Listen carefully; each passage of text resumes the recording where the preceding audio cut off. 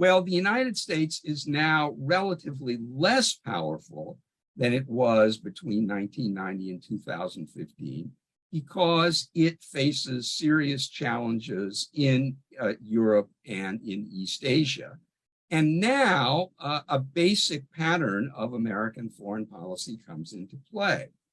In that foreign policy, the Middle East has always been only third in importance to the United States among the world's regions.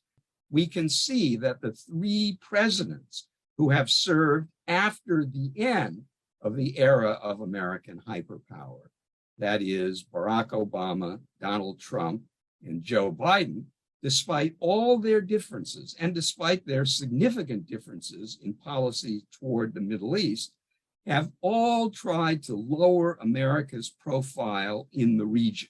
And they have all shied away from confronting, indeed from threatening to use force against Iran, the Islamic Republic of Iran, which presents serious problems for the region and for the United States. One might say that the greatest beneficiaries of the aggressive foreign policies of Vladimir Putin and Xi Jinping have been the Iranian mullahs. And that suggests that the United States may not do all that is necessary to cope with the Iranian threat. And yet it's not guaranteed to galvanize a more robust American policy in confronting Iran for two reasons. First, the Iranians may cross the nuclear threshold in stealthy, secretive fashion in a way that does not shock, alarm, and galvanize American public opinion.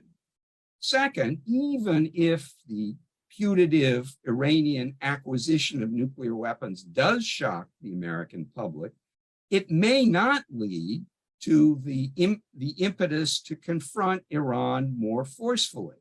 It may have the opposite effect because nuclear weapons make a country more dangerous, more forbidding, a country that seems less of a candidate against which to threaten, let alone use force. But to me, the problem that successive American policies toward Iran in different administrations have had is not that the government has not understood Iran, but that if it hasn't understood Iran, it has not wished to understand Iran.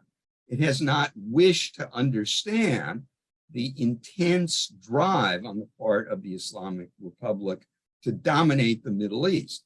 It has not wished to understand that the Islamic Republic declared war on the United States from the moment it came to power and has waged that war with all the means at its disposal since then. And American governments have not wished to recognize that because to recognize it is to undertake a strong policy of opposing Iran and for various reasons. آنچه در مورد ما میگویند